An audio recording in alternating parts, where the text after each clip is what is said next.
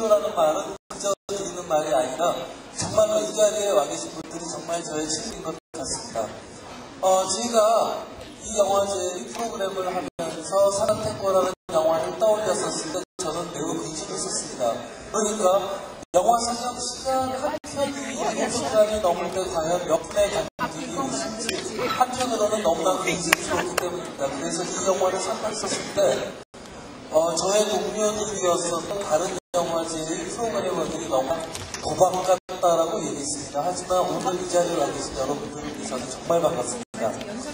여러분들께서 첫날 밤 우주 커먼의 밤이 B급 영화에 대한 저희 영화제의 참가이자 오마주라며, 그리고 두 번째 날 밤 아시아의 위험한 밤이 여러분들에게 한편으로는 기념, 한편으로는 즐거움의 박수라면, 그러니까 그것이 여러분들에게 어떤 기쁨을 목표로 한 것이라면, 자, 오늘 여러분들이 보실 벨라타르 감독의 사탄탱고는 한 승부입니다. 그러니까 아마도 이 자리에 와 계신 분께서는 어떤 즐거움이나 기쁨보다는 여러분들에게 발견과 도움의 의미가 더 클 것 같습니다.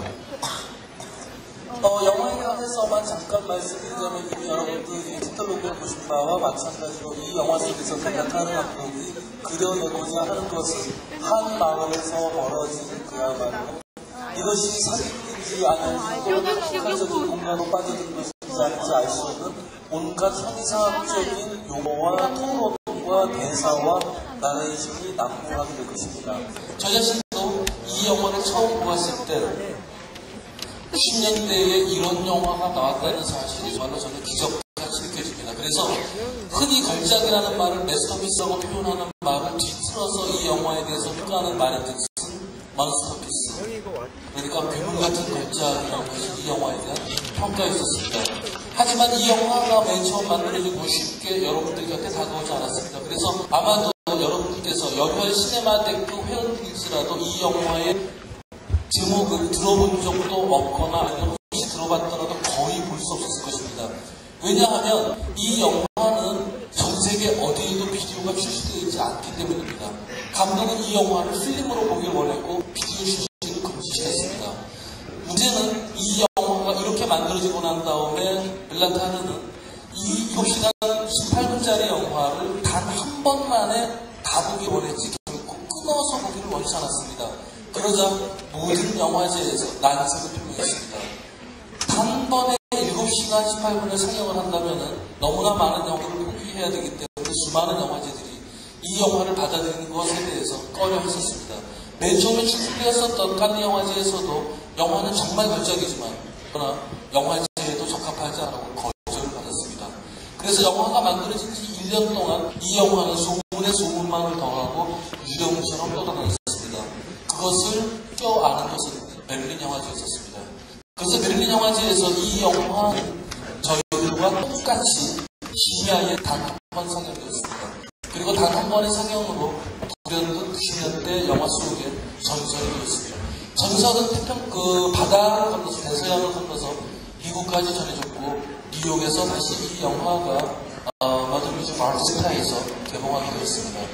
그리고 일주일 동안 매일 밤마다 일주일 동안 상영되고 소문에 소문을 더해서 이 영화는 이제 90년대 새로운 걸작으로 평가받았습니다. 그리고 제3회 제5회 동경국제영화제에서 이 영화를 역시 저희들과 똑같이 시야 영화로 생성하였습니다. 그 영화가 끝났었을 때 감독이 그 자리를 지키진 않았지만 모든 관객들이 그 시간을 지키고 영화가 끝나자 저는 기립박수를 보내는 놀라운 환영을 받았습니다. 아마도 여러분들께서 이 영화를 보시면서 영화가 맨 처음 시작하자마자 어쩌면 질릴지도 모릅니다. 왜냐하면 영화가 시작하고 카메라는 옆으로 이동하기 시작하면서 9분 18초 동안 계속 옆으로 가기 때문입니다. 자, 이쯤 되면은 여러분들께서 그 머릿속에 떠오르는 영화는 타우kov스키의 향수 같은 영화일 것입니다. 촛불 들고 14분 50초 동안 걸어가는 영화. 그렇게 생각하실지 모릅니다. 그래서 어쩌면 여러분들께서 이 영화를 보다가 중간에 잠깐 주무셔도 일어나는 여전히 같은 장면이 볼 수 있습니다.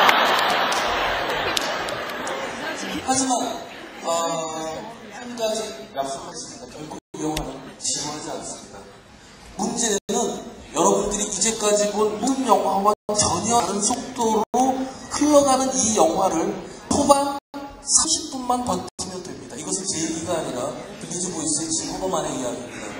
만일 초반 30분만 버티고 이 영화의 속도에 여러분들의 몸을 실을 수만 있다면 7시간 18분이 끝났었을 때 그대들은 천국에 있을 것이다 라는 것이 진범의 연명을 생각했습니다. 그러니까 제가 좋아하는 한국의 영화의 대사처럼 이렇게 말하고 있습니다. 이제 우리는 2000년 5월 10일에서 4일을 넘어가고 이밤 7시간 18분 동안 같이 있는 이 시간이 영원히 같이 있는 것입니다.